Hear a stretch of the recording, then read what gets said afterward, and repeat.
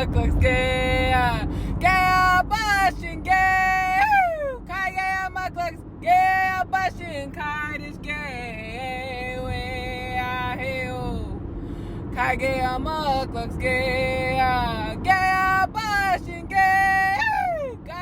Maqlaqsyals, Basdin, Momoos.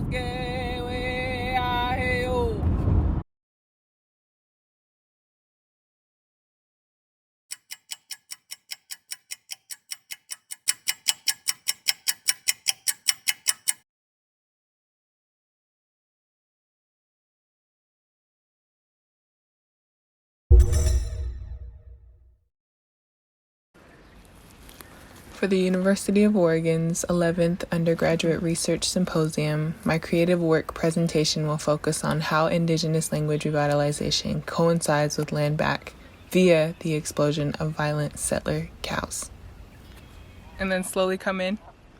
Move in. Mm-hmm.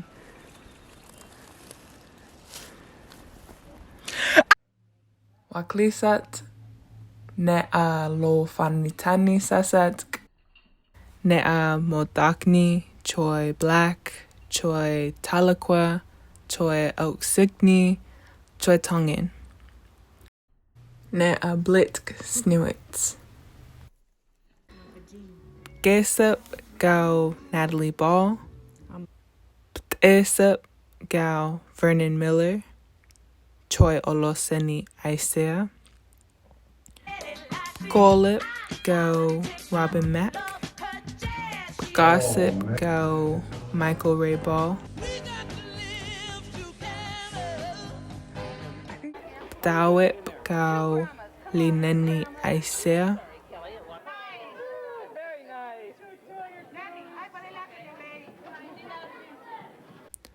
Blockship Go Hono Aisea Gao Blogochip Marcus Ball Sasat. Hold my hand. Tupiup Go Koliko Coles Choi Seldon Cisco Yellowhammer.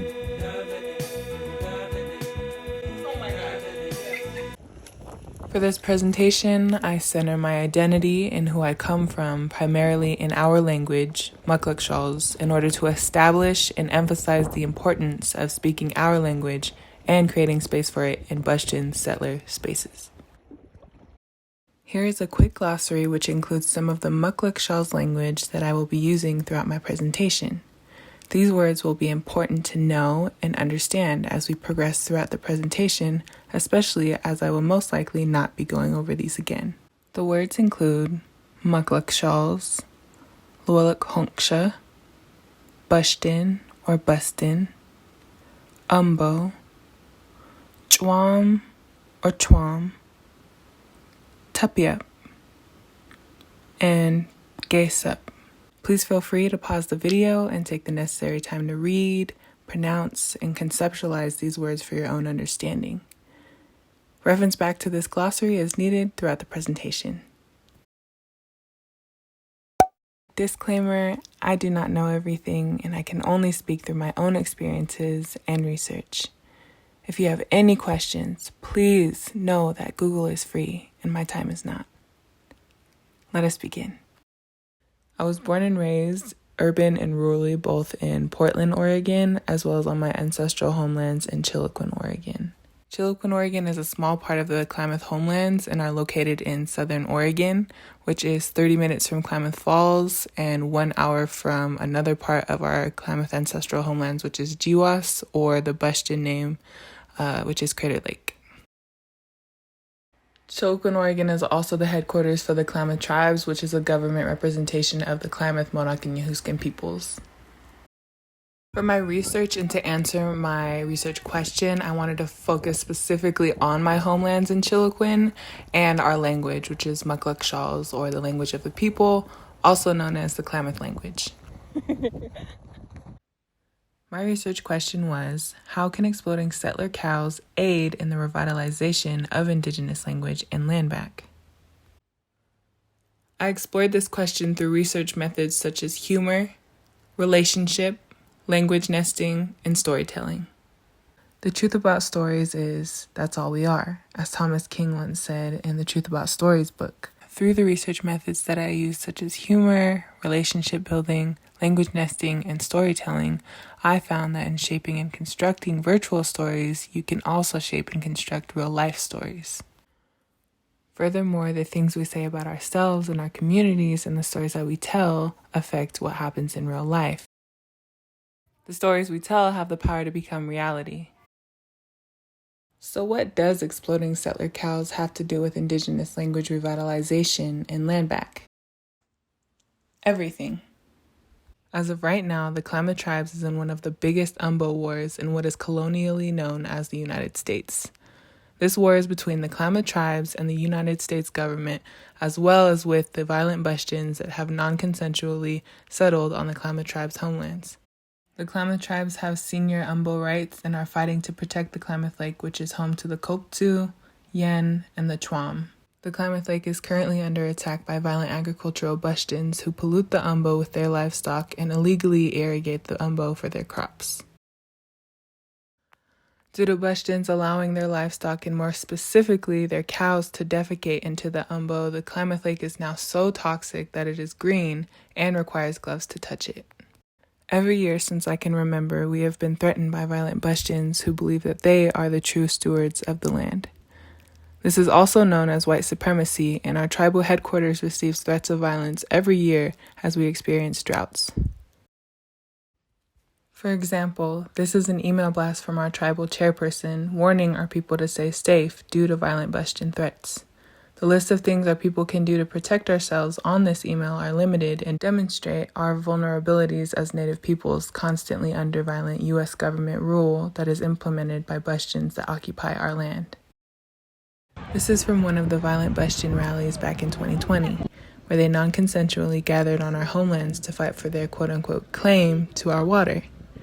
One of the signs said, "More water, no more fish," and is symbolic of the continuation of genocide of the Chwam and the Klamath tribes.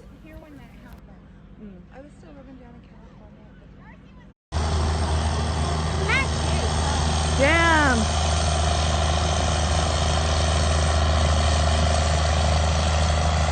That one says more water, more fish. No, it says more water, no more fish. Oh. It says more water, no more fish. Oh, man, this makes my stomach Oh, we hurt. have to go out there. Yeah, it's fine. Over there. The Chwam that reside in the Klamath Lake are bottom feeders and act as a filter to clean the bottom of the lake. Due to the violent Basdins toxifying the aambo, the Chwam ingest the toxins and are now on the brink of extinction and have less than 7 years to live if the U.S. government and the violent Basdins do not stop. It is well known to the Klamath tribal people that if the fish die, the people die. This means that if the Klamath tribes lose the water war, not only will it be the end of our Chwam, but it means the end of our people as well. As the Klamath tribes are in a constant battle to live, most of the funding and resources goes to legal fees in protecting the aambo. Therefore, energy and resources towards the revitalization of Maqlaqsyals and getting land back are almost non-existent. In conversation with the Klamath tribes, PBS made a film about the Klamath tribes and our fight to live and protect our people, our homelands, and our Chwam. We're a nation of people, and this is our Aboriginal homeland. It's awe-inspiring, how the sun hits it and how the fog lays on the river. My dad used to train swimming across there. Those are things now you wouldn't even let your animal touch it. The lake is essentially a toxic water body. It doesn't smell very good, and it's green. It's one of about 35,000 left on the planet. These fish will most likely be extinct in less than 10 years. We strongly believe, of course, that that's related to water quality. You can't have massive amounts of cattle trampling stream banks, defecating in the river. I don't think Oregonians want to see this sort of situation occurring. We are attached to them physically and spiritually. We're going to fight you, and we'll fight you to the bitter end. With respect to these fish, the clock is ticking, and we are running towards a cliff. Once they're gone, they are gone for the rest of time.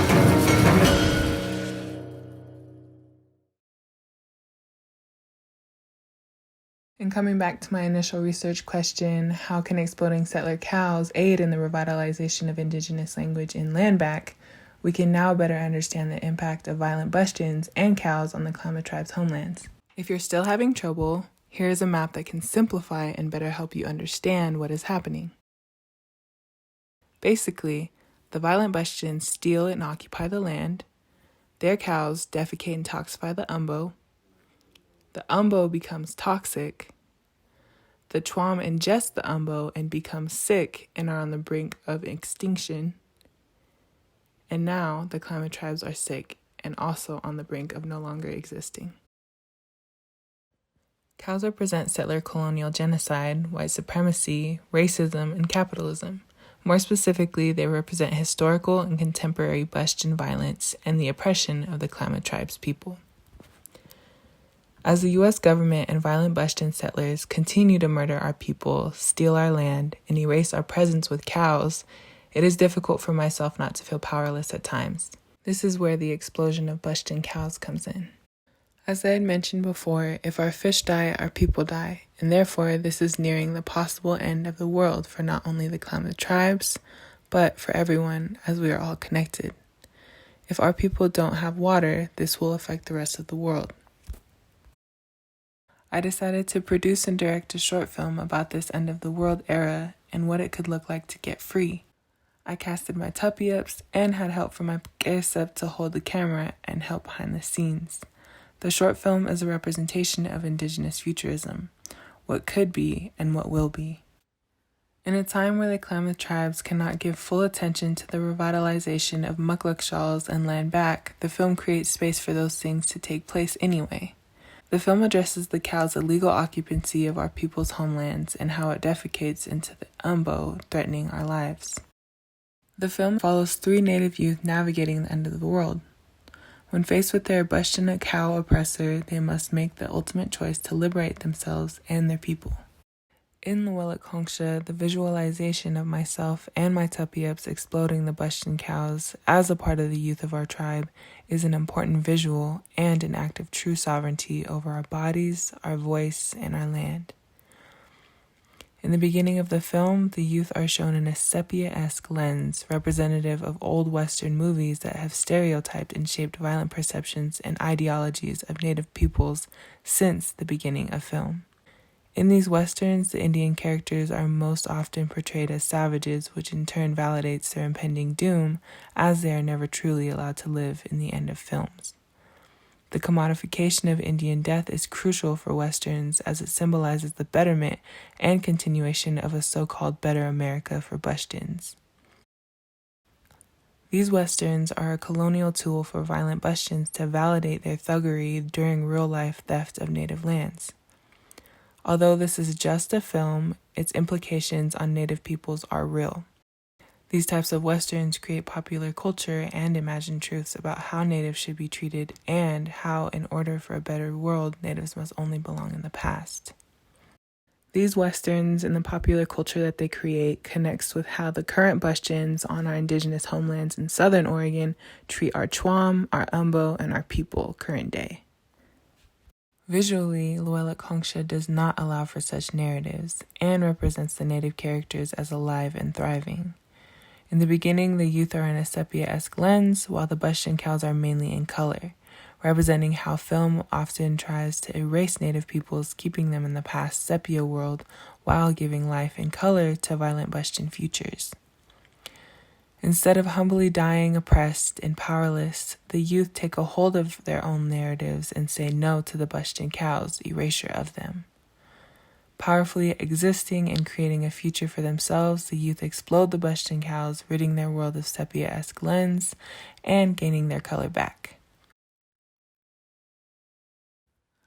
thus reclaiming their own narrative of who they are and the future that they want. Dialogue and sound play a large role in land back and the revitalization of Maqlaqsyals through the explosion of Basdin cows. The film is spoken all in Maqlaqsyals with English subtitles, which ties to elevating Maqlaqsyals as a vital communication and creating a physical space for the youth to conceptualize their world through a Maqlaqsyals lens. The film features a cacophonic symphony of both diegetic and non-diegetic sound as the youth never move their mouths with their dialogue in real time, but we can still hear their voices. The audience can guess which voice belongs to which character, but due to the fact that the voices never come directly from the characters in real time, one cannot know for sure. This creates the question of who is actually speaking. Is it the youth, or is it someone or something else? Could it be the ancestors who before them dealt with this same Basdin violence? By blurring the lines of the character dialogue, the lines between whether it is the ancestors' voices or the youth are also blurred, representative of our close proximity to the past, present, and the future. Our ancestors are never far away from us, and we are never far away from our future generations. As time is merely a social construct, we know our past, present, and future are all intertwined. The voices may be our ancestors, and we too one day will be ancestors to the future generations. Therefore, we will never know who the voices specifically belong to, because they belong to the past, the present, the future. They belong to the ancestors, they belong to us now, and they belong to the future generations. The Native youth characters act as the ancestors and the future generations. Their actions demonstrate what they will and will not accept. In the film as well as in real life, we will not accept toxic aambo or the death of our people. We are not complacent or humble at this time. We say no. Once the cows are exploded, there is no more occupancy of our lands, and the youth can now rejoice as their land is back. The capital makers are gone, and with it the white supremacist, heteropatriarchal, violent Basdin colonial system has collapsed and is no more. Through the explosion of Basdin cows comes the liberation of our Tuam, our people, and the continuance of our future generations. Constructing a cinematic Lwelek Honk Sa world of power, sovereignty, Maqlaqsyals, unapologetic explosions for land back, joy, and liberation also constructs real-life change. In reconceptualizing a world where our people are joyful and free, we create a space in the real world for such imagined futures to take place, influencing and reconstructing a popular culture and narrative with our own truth about how we will be treated and where we belong, which is in the past, present, and the future.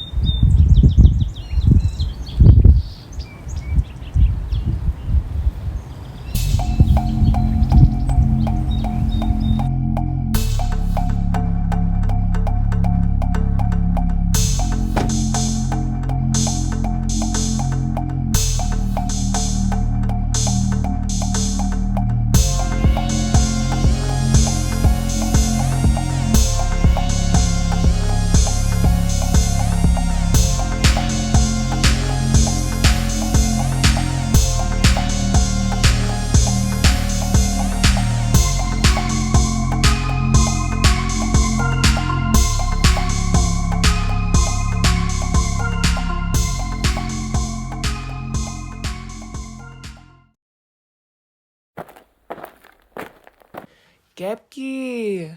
Gepki! Tapia! Gepki! Kan je dat hoor?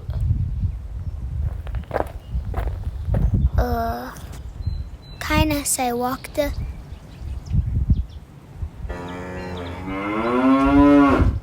Maqlaqsyals! Maqlaqsyals!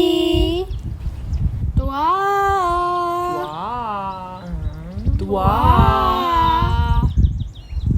Dat dolly genna! Dat dolly genna! Dat dolly genna! Connie doll who?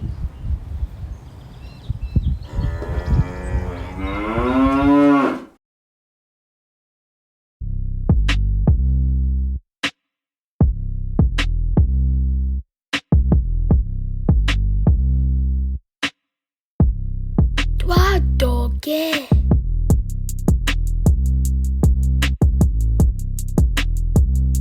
Kai ge Maqlaqsyals. Todo ge.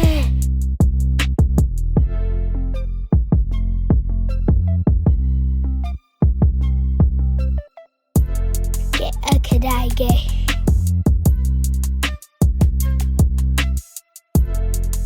I get could die gay. Kani dahu. Kindness I walk the. Tuado gay. Tuado gay. Tuado gay.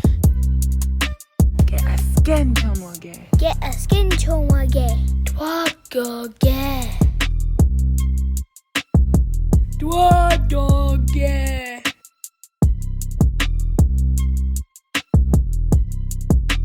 Tuado ge.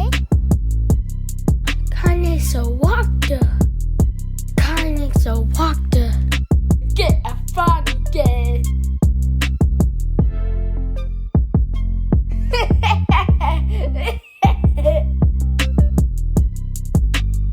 Kai get a funny gay, get a Momoos gay. Get a Momoos gay. Kinda so walk the. Oh yeah. Skin aambo what? Oh yeah. Skin umble what? Skin aambo what? Oh yeah. Skin umble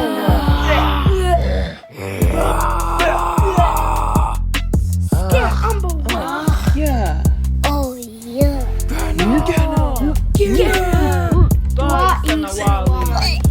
Dwa East and a Wally. Kai dwa. Momoos gay. Get a Momoos gay. Dwa napka. One napka. Get a funny gay.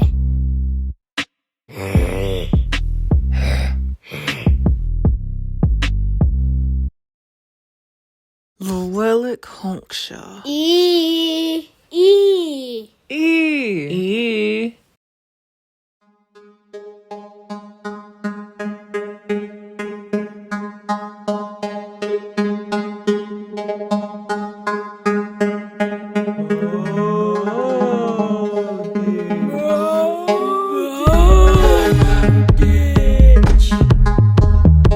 Get a Momoos gay.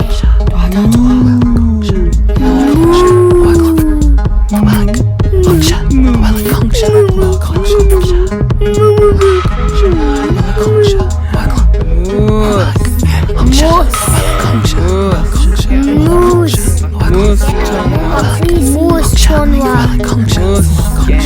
Moose skin. Skin moose. Dwanapka. Dwanapka skin moose.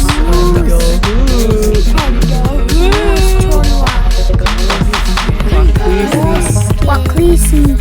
Get a moose skin. Dwanapka. Dwanapka skin. Maqlaqsyals. I get a Maqlaqsyals. Kai get a Maqlaqsyals. Get a Momoos gay. Get a Kaidit gay. Kaidit gay. Momoos. Dwa.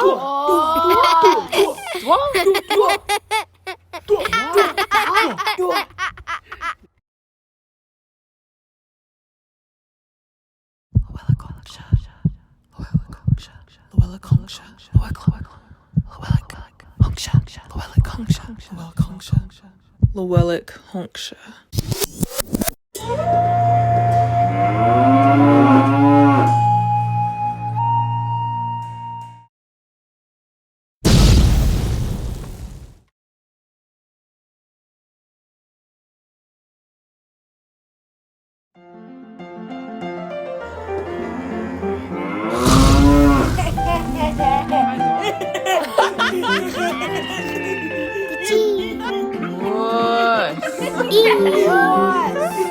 Momoos.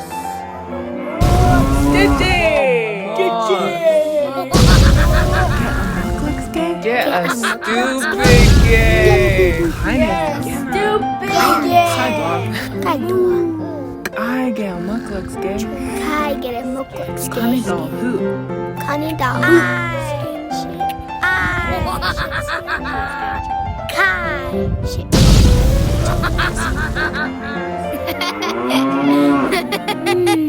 Get a ditchy. Aambo was.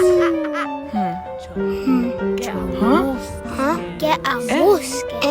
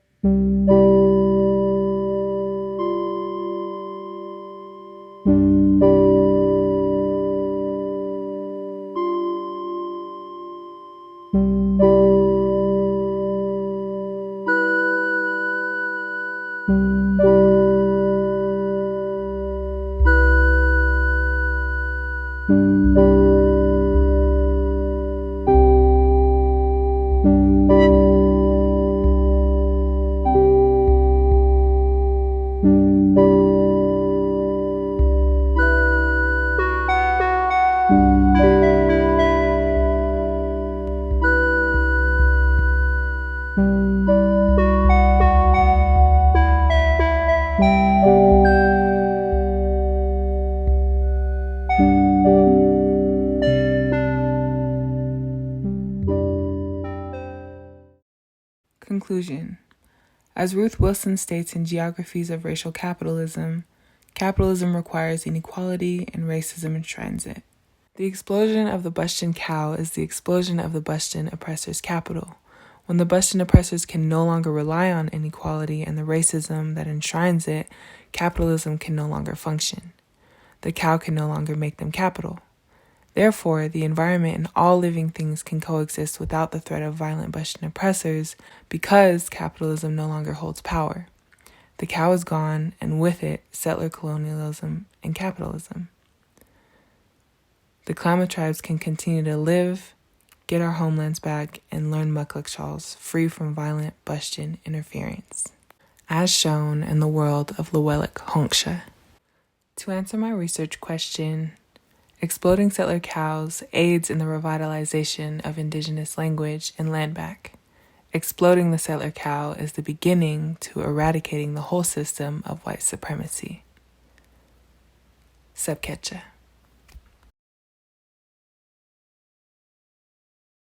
If you reside in the U.S., you reside on stolen Indian land.